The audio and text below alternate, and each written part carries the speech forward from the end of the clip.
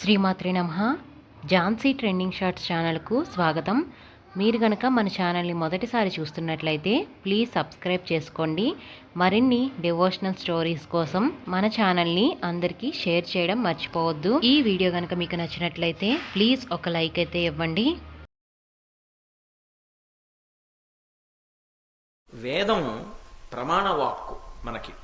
ఆ వేదం 84 లక్షల జీవరాశుల్లో 3 ప్రాణులను ఉత్కృష్ట ప్రాణులు అని పిలిచింది. ఉత్కృష్ట ప్రాణులు అంటే చాలా గొప్పవి అంది.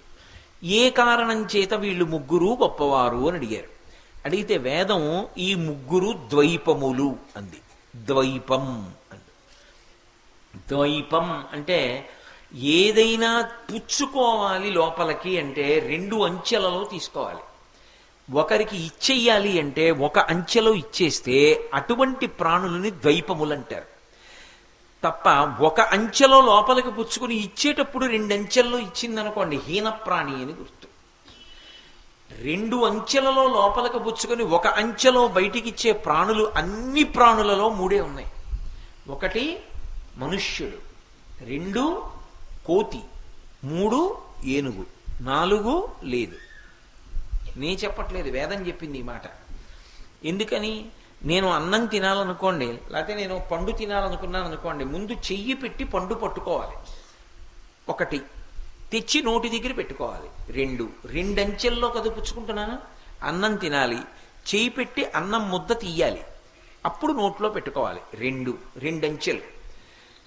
నేను మీ దగ్గర నుంచి ఓ యాపిల్ పండు పుచ్చుకోవాలి, నేను ఇలా తీసుకోవాలి, నా దగ్గర పెట్టుకోవాలి. 2 అంచెలు. పుచ్చుకోవాలంటే 2 అంచెలు, ఇవ్వాలంటే నేను మీకు పండు ఇచ్చేయాలనుకున్నాను అనుకోండి, ఇలా తీసి ఇచ్చేస్తాను. ఇచ్చేసేటప్పుడు 1 అంచె, పుచ్చుకోవాలంటే 2 అంచెలు. అంటే పుచ్చుకోవడం తక్కువ పుచ్చుకో, ఒకరికి పెట్టుకోవడం ఎక్కువ పెట్టుకో. ఇది సహజంగా ఉన్న ప్రాణులు ఏవి అంటే 2. కోతి అంతే, చేత్తో ఒకసారి పుచ్చుకుని నోట్లో పెట్టుకు తింటుంది. అదే కాలుగా వాడుకుంటుంది, మళ్ళీ ఇలా పట్టుకుని నోట్లో పెట్టుకుంటుంది. ఏనుగంతే, తొండంతో పట్టుకుంటుంది, నోట్లో పెట్టుకుంటుంది. ఇచ్చేయాల్సి వచ్చింది అనుకోండి, అక్కడ ఉన్న అరటిపళ్ళ అత్తలం తీసి ఇలా ఇచ్చేస్తుంది. ఇవ్వడం 1 అంచె, పుచ్చుకోవడం 2 అంచెలు. అసలు మనిషి బతుకు ఎలా ఉండాలో చెప్పేటటువంటివి, అలా బ్రతికేటటువంటివి చెయ్యడంలోనే. ఇలా చెయ్యడం ద్వారా నువ్వు ఎలా బ్రతకాలో నేర్చుకో అన్నది అంతర్లీనంగా ఉండేటటువంటి ప్రాణులు. అటువంటి శరీరాలు ఈ 2 అంచెలలో పుచ్చుకునేవి, 1 అంచెలో ఇచ్చేవి 3 ప్రాణులే. అందులో ఏనుగు 1. అందుకే ఏనుగు ముఖానికి అంత ప్రశస్తి వచ్చింది, ద్వైపం కాబట్టది. అందుకని మహాదంతి వక్త్రాపి పంచాస్య మాన్య. అంతేనా? కాదు. మహాదంతి అంటే పెద్ద ఏనుగు. ఏనుగు ముఖాన్ని మీరు తెలిసి కానీ తెలియక కానీ చూశారనుకోండి. అందుకే పూర్వం మహారాజుల ఇంటి ముందు ఎప్పుడు కూడా ఏనుగులు నిలబడి ఉండేవి. ఎక్కడో ఏనుగుల శాలలో కట్టడం కాదు, మహారాజు ఇంటి ఎదురుగుండా ఏనుగులు ఎప్పుడు ఘీంకరిస్తుంటాయి. రావణాసురుడు పరమశివుడి మీద స్తోత్రం చేశాడు. స్తోత్రం చేసి దానికి ఫలశ్రుతి చెప్పాడు. ప్రతిరోజు ప్రదోష వేళలో ఎవరు ఈ స్తోత్రం చదువుతారో వాళ్ళ ఇంటి ముందు ఏనుగులు తొండములెత్తి ఘీంకరిస్తుంటాయన్నాడు. ఏనుగు ప్రతిరోజు చూడబడినా, ఏనుగు కనపడినా, ఆఖరికి కలలో ఏనుగు కనపడ్డా అది ఏదో విశేషమైన అదృష్టాన్ని కటాక్షిస్తుంది. ఏనుగు ముఖాన్ని ఒకసారి చూస్తే చాలు, ఐశ్వర్యం కలుగుతుంది, పీడ పోతుంది. అంత గొప్పది ఏనుగు. ఎందువలన అంటే ఏనుగు యొక్క కుంభస్థలంలో లక్ష్మీదేవి ఉంటుంది. అందుకే ఒక చక్రవర్తి వెళ్ళాలి అంటే ఏనుగు యొక్క కుంభస్థలానికి దగ్గరగా అంబారీ కట్టి కూర్చోపెడతారు. ఎందుకని? ఆయన చక్రవర్తి కాబట్టి లక్ష్మీ స్థానం మీద పెడతాడు. ఒక మహావిద్వాంసుడు ఉన్నాడు అనుకోండి, అంతటి మహావిద్వాంసుడు అంటే ఆయన్ని గౌరవించాలి అంటే ఏనుగు మీద కూర్చోపెట్టి పురవీధులలో ఊరిరిగింపు చేస్తారు. గజారోహణం చేశారండి ఆయనకి అంటారంటే ఏనుగెక్కించారండి ఆయన్ని అంటారు. ఏనుగు ఒక్కటే అంత ఉత్కృష్ట ప్రాణి. లక్ష్మీస్థానం కుంభస్థలంలో ఉంటుంది. 5 చోట్లే ఉంటుంది లక్ష్మీదేవి. 1 ఏనుగు కుంభస్థలం, 2 ఆవు యొక్క వెనక తట్టు, 3 తామర పువ్వు, 4 మారేడు దళం యొక్క వెనుక భాగం అంటే ఈనెలు ఉంటాయే, ఆ ఈనెలు ఉన్నటువంటి ప్రాంతం. ఐదవది పెళ్ళైనటువంటి ఆడది అంటే సువాసిని యొక్క పాపట ప్రారంభ స్థానం. బొట్టు ఇక్కడ పెట్టుకుంటారు, మంచిదే, ఇక్కడ పెట్టుకోవాలి. ఇక్కడ బొట్టు ఉంది అంటే లక్ష్మీ కటాక్షం ఉంటుంది. భర్తకి లక్ష్మి ఎందుకు ఉంటుంది అంటే భార్య ఇక్కడ బొట్టు పెట్టుకుంటుంది కాబట్టి. సువాసిని యొక్క పాపట ప్రారంభ స్థానం లక్ష్మీ స్థానం. ఈ 5 లక్ష్మీ స్థానాలు. అందులో ఏనుగు కుంభస్థలం ఒకటి. ప్రతిరోజు తెలిసి కానీ తెలియక కానీ ఏనుగు ముఖం వంక ఓసారి చూశారనుకోండి, అలక్ష్మి తొలగిపోతుంది, లక్ష్మి కటాక్షిస్తుంది. అంటే ఏది దరిద్రాన్ని కల్పిస్తుందో, ఏది దురదృష్టాన్ని ఇస్తుందో అది దూరంగా వెళ్ళిపోతుంది. ఏది కలిసొచ్చేట్టు చేస్తుందో అది కలిసొచ్చేటట్టు చేస్తుంది. ఇది దేని వలన సంభవము అంటే ఏనుగు యొక్క ముఖాన్ని చూడడం వల్ల సంభవం. ప్రతిరోజు ఏనుగు ముఖం మనకు ఎలా కనపడుతుంది? అందుకే తాను దేవతాస్వరూపమై ఏనుగు ముఖంతో నిలబడ్డాడు ఆయన. మనం ఆదౌ పూజ్యో గణాధిప, ఒక్కసారి విఘ్నేశ్వరుడి మూర్తి వంక చూసి ఇలా నమస్కారం చేశామనుకోండి, ఏనుగు ముఖాన్ని తెలిసో తెలియకో మీరు చూశారు కాబట్టి దురదృష్టం పక్కకెడుతుంది, అదృష్టం కలిసి వస్తుంది. అంతటి అనుగ్రహాన్ని ఇవ్వగలిగిన వాడు ఎవరు అంటే ఒక్క ఏనుగు ముఖంతో ఉండేటటువంటి విఘ్నేశ్వరుడి వలన మాత్రమే సంభవం అవుతుంది. అందుకే శ్లోకం పూర్తి చేస్తూ కళ్యాణ రూప అన్నారు శంకరాచార్యులు వారు. కళ్యాణ రూప అంటే చూసినంత మాత్రం చేత ఎవరు శోభనములను ఇవ్వగలరో, ఎవరు శుభములను కటాక్షించగలరో అటువంటి వాణ్ణి కళ్యాణమూర్తి అని పిలుస్తారు. అంటే మనకి శుభములను ఇవ్వగలిగిన వాడు. ఆయనకి మీరు ప్రత్యేకంగా ఇంకా ఏం చేశారు అన్నదాంతో సంబంధం ఉండదు. మీరొక్కసారి ఆయన వంక చూస్తే చాలు, ఆయన సమస్త అనుగ్రహములను ఇచ్చేస్తారు.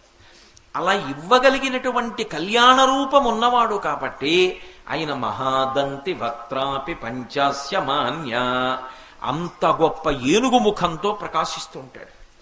అంతేనా దాని విశేషం? కాదు. అందులో ఇంకొక పెద్ద రహస్యం ఉంది. ప్రాణులన్నిటిలోకి పెద్ద ప్రాణి ఏది అంటే ఏనుగు. కానీ దానికి ఒక గొప్ప వైభవం కూడా ఉంది. బుద్ధి అన్ని ప్రాణులలో ఎవరికి ఎక్కువ అంటే ఏనుక్కి ఎక్కువ. సూక్ష్మ బుద్ధి అంటారు. అది ఉపయోగించడం కూడా అలా ఉపయోగిస్తుంది. దాని కళ్ళు చిన్ని చిన్ని కళ్ళు ఉంటాయి. మీరు ఒక పెద్ద దూలం అక్కడ పడేసి ఎత్తు అన్నారనుకోండి, అది తొండం పెట్టి చుట్టి ఎత్తుతుంది. మీరు ఒక చిన్న గుండు సూది కింద పడేసి ఎత్తు అన్నారనుకోండి, అది పరమ సౌలభ్యంగా తొండానికి గుచ్చుకోకుండా గుండు సూది నెత్తి మీ చేతి గుచ్చుకోకుండా చేతిలో పెడుతుంది. అంత సూక్ష్మమైన విషయాన్ని పట్టుకుంటుంది, అంత స్థూలమైన విషయాన్ని పట్టుకుంటుంది.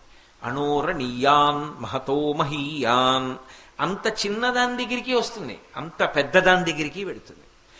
ఇంత బుద్ధి వికసనం కలిగినటువంటి ప్రాణి లోకంలో ఏనుగొక్కటే. మిగిలిన దేనికి కూడా వైభవం లేదు. 2, ఏనుగుకొక్కదానికే ఒక విశేషం, మిగిలిన ఏ ప్రాణికి ఆ విశేషం లేదు. కొన్నాళ్ళు మచ్చిక చేసుకున్నారనుకోండి, దాన్ని కట్టడానికి తీసుకొస్తున్నారనుకోండి, అది మొరాయిస్తుంది, రాదు. అంతవరకు ఎందుకంటే ఒక ఆవు ఉందనుకోండి, పరదేవతా స్వరూపం. కానీ ఆవుని మీరు కొంతసేపు బీడిలో వదిలేసి మీరు కట్టుకోయి దగ్గరికి ఆవుని తీసుకొస్తున్నారనుకోండి, అది రాదు, మొరాయిస్తుంది, కాళ్ళు నిగడదని నేను రానంటుంది. గట్టిగా లాగి తీసుకురావాలి పలు పట్టుకొని. ఒక్క ఏనుగు మాత్రం ఏం చేస్తుందో తెలుసా?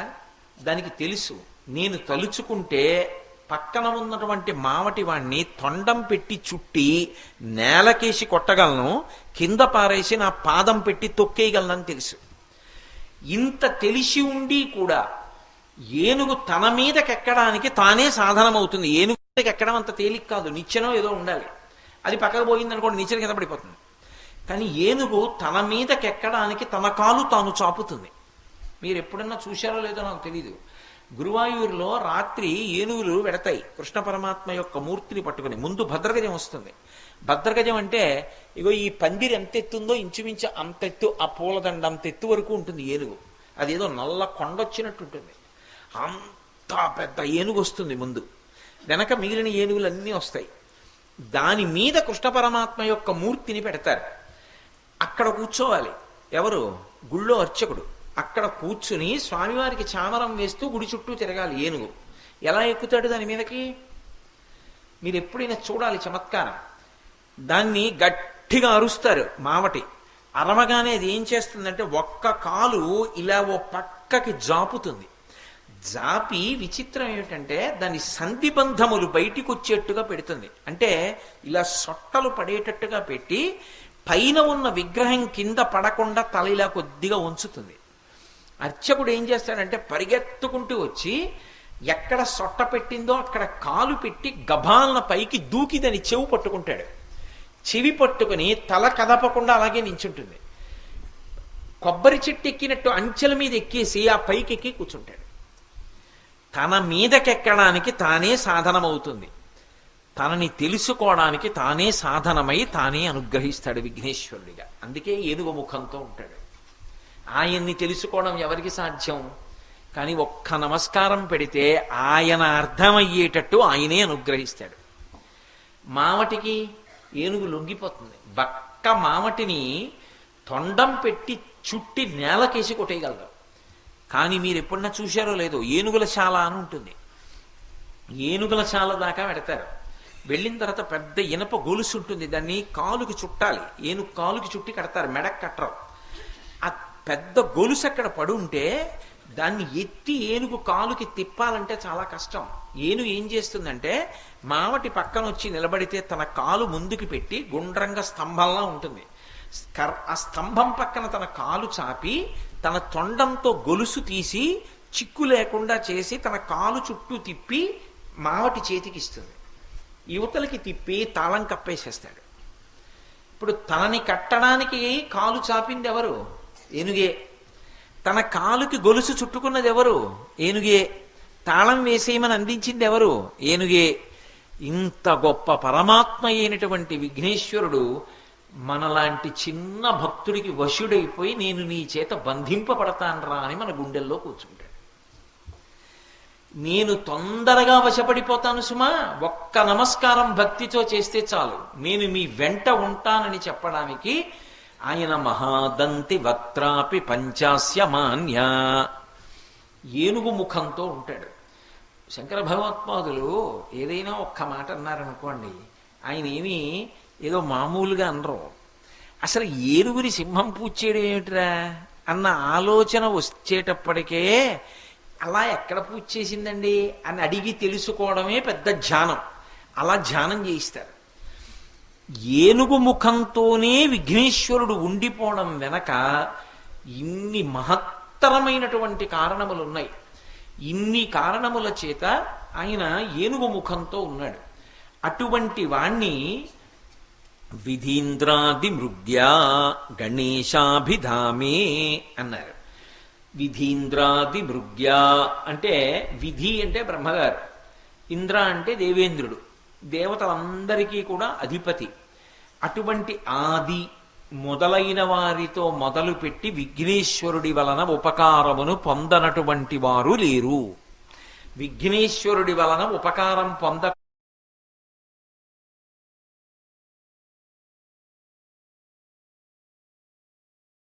జీవితంలో ముందుకెడతాను అనేటటువంటి వాడు ఉండడు. ఆయన ఉపకారం ఉంటేనే ముందుకెళ్ళడం. ఆయన ఉపకారం పొందకుండా నేను ముందుకెడతానండి అంటే జరగదు. అందుకే విధీంద్రాది ఆది 2 అక్షరాలు వేయడం వెనక రహస్యం అది. మీరు చూడండి, అసలు విఘ్నేశ్వరుడు యొక్క అండదండలు లేకుండా నిలబడడం అనేటటువంటిది ఎవ్వరికీ సాధ్యం కాదు. ఎందుకని నేను మీకు ఇంతకు ముందు ఒకసారి చెప్పా, పరమశివుడంతటి వాడు త్రిపురాసుర సంహారం చెయ్యవలసి వస్తే రథానికి ఇరుసు విరిగిపోతే విఘ్నేశ్వరుడు యొక్క పూజ చేసి ఆయన అనుగ్రహాన్ని పొంది మళ్ళీ ఆ ఇరుసు సక్రమంగా ఏర్పడితే రథం నడిస్తే త్రిపురాసుర సంహారం చేశాడు. పార్వతీదేవి విఘ్నేశ్వర సహాయంతో భండాసుర సంహారం చేసింది. మీరు లలితా సహస్రనామ స్తోత్రం చదువుతుంటారు కదా, చదువుతున్నప్పుడు అందులో భండాసురుడికి లలితాదేవికి జరిగినటువంటి యుద్ధాన్ని వర్ణిస్తారు. ఆమె అగ్ని ప్రాకారాన్ని నిర్మించింది, అగ్నిహోత్రంతో కోట కట్టింది. అందులో ఆవిడ సైన్యాలన్నీ ఉన్నాయి. వాళ్ళందరూ స్త్రీలు, దేవతాగణాలు, అందరూ ఆవిడ పనుపున యుద్ధం చేస్తున్నారు. భండాసురుడు ఏం చేశాడంటే, ఒక్కొక్క అస్త్రం ఉంటుంది లోకంలో, ఆ అస్త్రం ప్రయోగించినప్పుడు ఒక్కొక్క ఫలితం ఉంటుంది. ఇప్పుడు చూడండి, ఏదో atom bomb, hydrogen bomb, nuclear bomb అనే రకరకాల ఆయుధాలు వచ్చాయి. అలా ఆ రోజుల్లో అస్త్రాలు ఉండేవి. ఆ శబ్దశక్తి మంత్రము చేత పనిచేస్తాయి. ఏదో జృంభణాస్త్రము అన్నారనుకోండి, అది అభిమంత్రించి విడిచిపెడితే అందరికీ ఆవలింతొచ్చి మత్తొచ్చి పడుకుంటారు. అలా ఆయన ఏం చేశాడంటే అమ్మవారి యొక్క అగ్ని కోటలోకి మహాగణేశ యంత్రాన్ని విసిరి, అది ఆ కోటలో ఎవరికీ కనపడకుండా ఒక మూల మట్టిలో కప్పెట్టేశాడు. ఇప్పుడు అది పైకి కనపడదు, యంత్రం లోపల పెట్టేస్తారు. యంత్రాన్ని ఎప్పుడు పైన పెట్టరు, యంత్రం భూమి లోపల పెడతారు. కానీ దాని శక్తి పైకి వస్తూ ఉంటుంది, వచ్చి ఆ కార్యక్రమాన్ని అంతటిని నడిపించేస్తూ ఉంటుంది. ఆ శక్తి ఉంటుంది యంత్రానికి. వాడు మహాగణేశ యంత్రాన్ని పెట్టాడు భండాసురుడు. ఆ యంత్రం ఎప్పుడైతే పెట్టాడో అమ్మవారి సైన్యం అంతట్లో ఒక ఆలోచన వచ్చింది. అసలు మనం ఎందుకు చేయాలి ఈవిడ పనుకున్న యుద్ధం? మనందరం యుద్ధం చేయడం ఏమిటి? ఈవిడ మనకి చక్రవర్తిని ఏమిటి? మనం ఎందుకు యుద్ధం చేయాలి? మనం చెయ్యొద్దు, మనందరం కూడా ఆయుధాలు విడిచిపెట్టేసి దూరంగా పోదాం అని వాళ్ళందరూ ఆయుధాలు విడిచిపెట్టి వెళ్ళిపోయారు. యుద్ధంలో అమ్మవారి పనుపన యుద్ధం చేసేటటువంటి సైన్యం లేకుండా పోయింది. ఎంత ఆశ్చర్యం! అప్పుడు అమ్మవారు ఆలోచించింది ఎందుకు ఇలా జరిగిందని. ఓ, మహాగణేశ యంత్రాన్ని పెట్టాడు వాడు. ఆ విఘ్న యంత్రాన్ని పెట్టడం వల్ల నా సైన్యం అంతా కూడా నా పట్ల విముఖులైపోయారు. నాకు విఘ్నం వచ్చింది. ఇప్పుడు నా సైన్యం నాకే ఉపకారం చేయట్లేదు. విఘ్నం వచ్చిందా లేదా? ఇది పోగొట్టాలంటే ఒక్క విఘ్నేశ్వరుడు పోగొట్టాలి. ఆవిడేం చేసింది? మళ్ళీ అవతారంగా రావాలి అంటే ఆయన అంతకు ముందు లేనివాడు అనుకోకూడదు, ఎప్పుడూ ఉంటాడు, అవతారంగా వస్తూ ఉంటాడు. విఘ్నేశ్వరుడు పుట్టడం కోసం ఆవిడేం చేసింది? తన భర్త మహాకామేశ్వరుడు ఉన్నాడు, ఆయన ఇటు కుడి పక్కన కూర్చుంటే ఎడం పక్కన అమ్మవారు కూర్చుంటుంది. ఒక్కసారి కామేశ్వర ముఖాలోక కల్పిత శ్రీ గణేశ్వర చదువుతున్నారు కదా లలితా సహస్రంలో మీరు. మహాకామేశ్వరుడి వంక ప్రేమతో చూసింది నవ్వుతూ.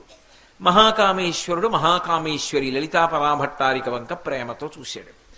ఇద్దరు నవ్వుతూ ఒకళ్ళనొకళ్ళు చూసుకునేటప్పటికీ ఇద్దరి నవ్వుల యొక్క కాంతులలోంచి విఘ్నేశ్వరుడు పుట్టాడు.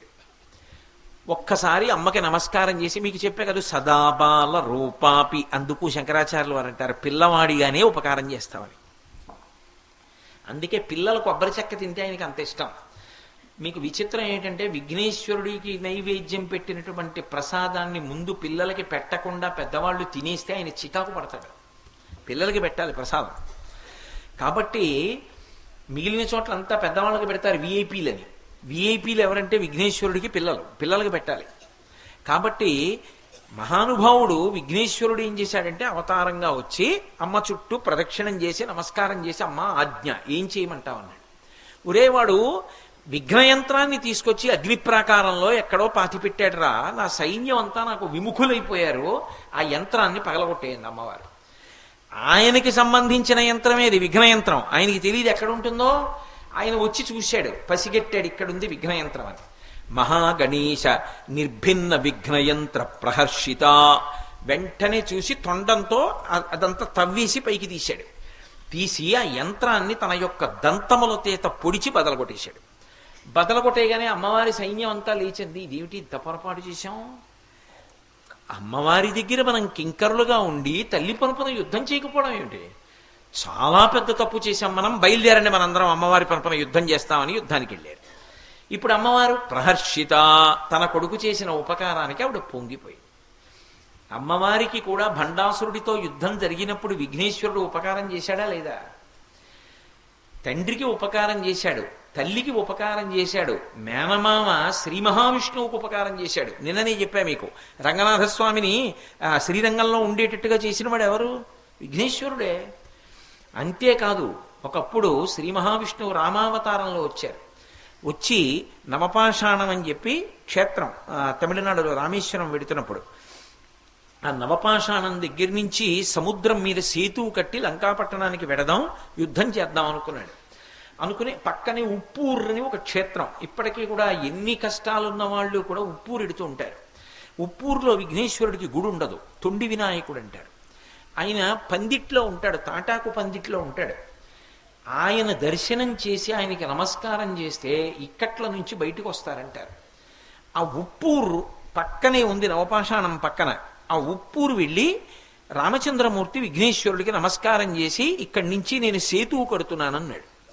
వెంటనే మేనమామ కదా మరి శ్రీ మహావిష్ణువు రామావతారంలో వచ్చారు, మనుష్యుడిగా ప్రవర్తిస్తున్నాడు, అందుకని మేనమామనంటే ఒప్పుకోడు. అందుకని విఘ్నేశ్వరుడు ప్రత్యక్షం అయ్యి అన్నాడు, ఇక్కడి నుంచి కట్టద్దు, ఇక్కడి నుంచి సేతువు కడితే చాలా దూరం అవుతుంది, ఇంతకన్నా కొంచెం దక్షిణంగా ముందుకు వెళ్ళి అక్కడి నుంచి సేతువు కట్టు, కడితే ఇది తిన్నగా లంకాపట్టణంలో రావణాసురుడి అంతఃపురం ముందుకెడుతుంది, నీకు కష్టం తగ్గుతుంది, దూరం తగ్గుతుంది, లంకాపట్టణం యొక్క కీలకమైన ప్రాంతానికి సేతువు చేరుతుంది, అందుకని అక్కడి నుంచి సేతువు కట్టన్నాడు. అక్కడి నుంచి రాముడు సేతువు కట్టి ప్రయాణం చేసి వెళ్ళాడు. కానీ విఘ్నేశ్వరుడికి తర్వాత దేవాలయం కడదామని ఎందరో ప్రయత్నించారు, కానీ అక్కడ గుడి కడదామన్నా, గోడ కడదామన్నా, తలుపు పెడదామన్నా ఆయన ఒప్పుకోడు, విఘ్నం వస్తుంది. ఎందుకని అంటే చాలా మందికి కలలో కనపడి చెప్పాడు, నా మేనమామ రామచంద్రమూర్తిగా అవతారంలో ఉన్నప్పుడు మా అత్త సీతమ్మ కనపడలేదని ఎంతో బెంగ పెట్టుకుని కాలినడకన వెడుతూ ఇక్కడి నుంచి సేతువు కట్టడానికి నన్ను పూజ చేశాడు, అంత బాధపడుతున్న నా మేనమామే నాకు జ్ఞాపకానికి వస్తూ ఉంటాడు, అందుకే నా మేనమామ బాధలో ఉండి నా దగ్గరికి వచ్చాడు కాబట్టి నేను గుళ్ళో ఉండను, పందిట్లోనే ఉంటాను. ఆయన ఎలా అరణ్యవాసం చేశాడో నేను అలా పందిట్లో ఉంటానని ఇప్పటికీ ఉప్పూరులో విఘ్నేశ్వరుడు, తొండి వినాయకుడు పందిట్లోనే ఉంటాడు. ఎంతమందో వెళ్ళి దర్శనం చేస్తుంటారు ఉప్పూరు విఘ్నేశ్వరుడు.